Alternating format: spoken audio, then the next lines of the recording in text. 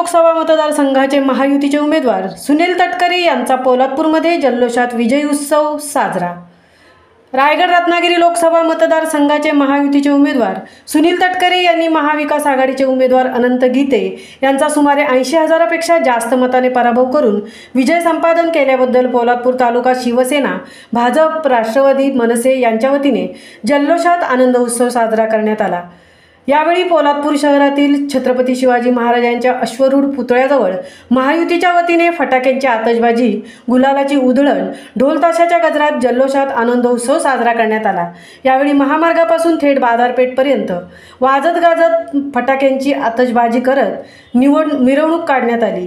यावेळी शिवसेनेचे उपनगराध्यक्ष नागेश पवार, भाजपचे प्रसन्न पालांडे, महेश निकम, मनसेचे दर्पण दरेकर, राष्ट्रवादीचे कार्यकर्ते यांचेसह सचिन मेहता, प्रसाद मोरे, नारायण साने आदींसह महायुतीचे बहुसंख्य कार्यकर्ते या विजय मिरवणुकीमध्ये सहभागी झाले होते। महामुंबईसह धनराज गोपाळ, पोलादपूर।